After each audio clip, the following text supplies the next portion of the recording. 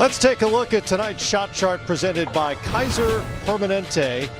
The Splash Brothers were splashing a lot of red, including 12 of 27 from three-point range as the Warriors knocked down 23s. Green is a positive sign when you're looking at a shot chart there, including all 9 points in a finishing 9-2 run to win this Game 5 and survive the series. Klay Thompson joins us here on set. I don't even know where to start. There was so much stuff tonight packed into this game. How would you describe what just happened? Well, I'll start with saying that I got nothing, and as every NBA fan should have nothing but respect for Kevin Durant. For him to come out here, put his health on the line to try and help us win a championship shows you what kind of competitor he is. And it was very deflating after the game just because we're going to miss him. And it's not the same not being out there competing with him.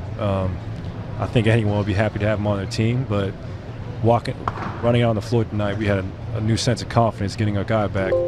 So it hurt to see him go down because we know how much he cares and how much he wants to be out here. So I'll start with that. You guys actually outscored them the final 9:46 of the second quarter by a point immediately after he left the game. Can you describe the range of emotions that you and your teammates went through immediately as he walks off the floor? Yeah. What is said? What's going through your mind? I hope he's all right. I hope it wasn't as serious as it looked.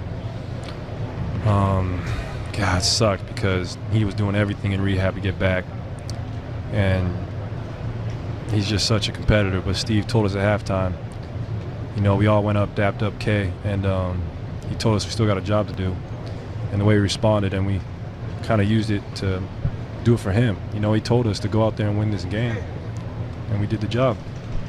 You know, you guys have been in this situation so many times over the years, and you know, it starts back, you know, with OKC being down, you know, 3-1, and then you come back and you play well and you win the series, and then you lose one against Cleveland. So the experience factor that you brought to tonight's game, having lost a 3-1 and then won a 3-1, and now you're down 3-1 in the finals. How much did that experience help you coming into tonight's game? Oh, it's huge. You saw we play with poise there, especially down the stretch. You know, I don't think a young team would have been able to do that. Down 6, 3 minutes left, their ball. A lot of teams would have folded. But when you got the firepower we do, we're never out of it. So, like we said before, we've seen it all. We've seen the 3-1 lead blown. We've come back from 3-1 lead. We've been down 3-2, so we're lucky to play 100-plus playoff games and see all of it because nothing really phases at this point, and we kind of go back to the Bay feeling like we got a free shot. Yeah. Klay, you know, the game of basketball is really about momentum. And at that moment there where Kawhi hit 10 straight baskets, went on a 12-2 run, they got the lead, 3 minutes left. What was just going through your mind, personally, individually, and collectively as a team? Because it felt like they were kind of taking over there down the stretch, and obviously Kawhi they didn't. He was a beast there toward the end of the game, but we knew if it was going to be all on his shoulders, he was eventually going to get tired. And I think you saw in that short three-pointer he missed, and even on that last possession, Draymond did such a good job of coming to double, force it out of his hands, make someone else beat us. But I'm sorry, Grant, I kind of forgot what the question was. I think you still answered it. Just the thought process. Yeah. Oh man, thought process. No, so Andre came over doubled. Yeah. And then it was Andre. It was Andre, and then Draymond on the closeout. That's 2 all-world defenders right there. So we're living with that shot, and I mean, it was just being down 6 points, whatever. There's a little self-doubt that creeps in, but when you see that you have Steph Curry, DeMarcus, myself, Andre, we've done this before. And that's how we remind ourselves that and had a great end of the game on a great run. Yeah. Klay, you talked about this core group been through so many games, playoff experience, and y'all seen it all. But talk to me about DeMarcus Cousins. He's battled through injury for the last 2 years. Hasn't been in a lot of big-time playoff games. The performance he had after coming off 2 bad performances in Oakland, it says a lot about DeMarcus and what he brought to you guys 100%. when KD went down. He's such a load in the paint. He just wears on them, especially when he gets those big old boards. That was a tough goaltending call. I thought he timed that perfectly. And we you did saw too. Yeah, and you see his skill around the rim, man. He's such a great finisher. We kind of missed this last few years, so it's nice to have big fella back. And then for a 6'11", 280-pounder to shoot a three like that, it's unbelievable. When he's healthy, most skilled big man in the game. But although he hasn't been in a lot of playoff games, I've been in 2 gold medal games with him. So I've seen him at the highest level, and I've seen him dominate. So you just remind him of that. It's just basketball, what he's been doing his whole life. So, Klay, here's the question that I think we all was marveling at. How do you and Steph get open on the three-point line? Because everyone comes in, the game plan is to stop you from shooting threes. But somehow you two find a way to get open, wide open, in crucial situations. What's your technique and what's your strategy around getting open at the three-point line? Man, you got to use your big men. Draymond, DeMarcus, Bogut, they set menacing screens. And this team plays a big lineup, so we know if they're going to set a down screen, it's going to be Marcus Gasol, Ibaka, Siakam, one of those big guys closing out on us, and we already got advantage. Either shoot the ball, pump fake, go by him, make the play from the next man, and keep moving. I mean, you see it with Steph. He's so good at giving it up and getting it right back and just relocating the three-point line. And I've learned from him the same thing.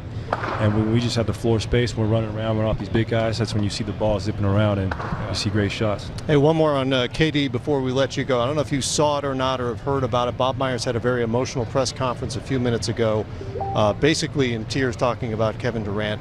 And he said, if you want to blame somebody, blame me. There's been a lot of discussion over the last few days about what you as teammates knew or didn't know and whether you were frustrated about the whole process. From where you sit, how was the decision-making and the recovery and the flow of information handled? It was handled well. I don't think none of us were frustrated at Kevin. It just sucks being out here without your best player. So we've seen a lot of teams like this the past few years. So we got a taste of it ourselves. So it hurts just knowing that we know we're a better team, but we're not healthy. And I just feel so bad because we were all so jacked up. For him to come tonight, he gave us a whole new energy. And for this to happen just really sucks, man. It's so deflating. But I know Kevin. I know he's a competitor and he's a true professional. Basketball is first and foremost in his life. He's going to come back stronger. I know he is. He's still got so much good basketball left in him. But this just really sucks, man. It's really hard. There's no happiness in this moment, honestly. It sucks. It's remarkable that you guys as a group were able to overcome it tonight and extend this series. One more game in Oracle. As you said, Oakland deserves one more. They're going to get one more on Thursday night. Show. Appreciate you stopping by. No problem. Klay Thompson with 26 in the Game 5. When Warriors live to fight at least one more game here in the 2019 Finals. We'll hear from his splash mate, Steph Curry, next. First question over here on the fourth row. Steph, to your left. Paulo Antunes, ESPN. You guys just had one of the guttiest wins in recent memory here in the finals. Yeah, nobody's really celebrating.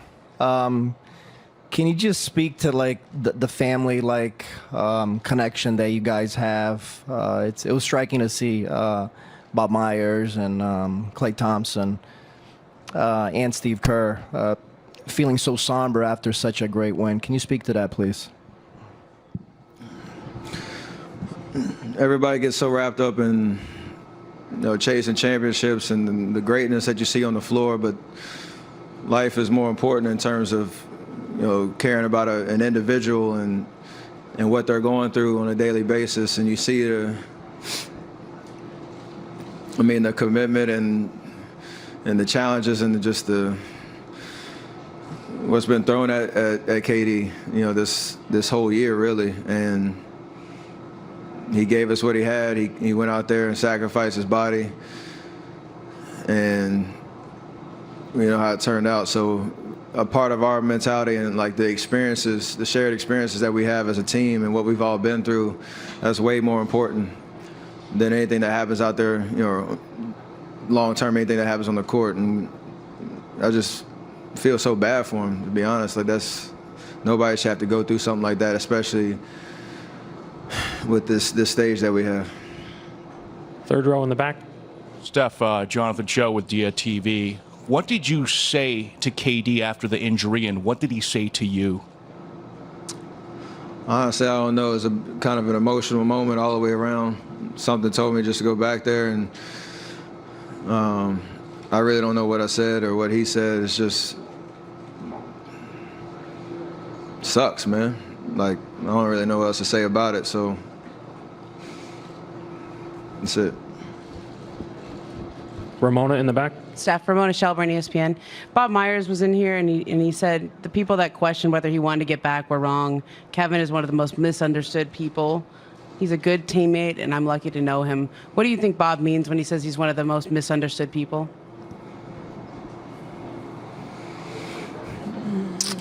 When you are on this level of greatness and everybody's kind of poking and prodding and trying to, you know, narrate your story and tell you who you are, who you should be, what decisions you should make constantly over and over and over again. It's part of, you know, what comes with this territory, but it's just when you get to know somebody and see how genuine they are and how committed they are just to playing basketball and having fun and living life a certain way, you root for those type of guys. And like you said, whatever his outward appearance is or whatever he says to the media or whatever, like, at the end of the day, the people that know him know what type of guy he is and, you know, how special of an individual he is. So all those emotions come into it when you see him go down like that, where he's giving us everything he has. And it's not even about, you know, the series, it's about long term. You know, his mindset and being able to get back to the player and the person that he's shown, you know, consistently over the course of his career. Chris standing up. A bittersweet night for Steph Curry and the defending champs, who still have a chance to make it a three-peat. They've extended this series to a Game 6 Thursday in Oakland. We're back with more from Toronto after this.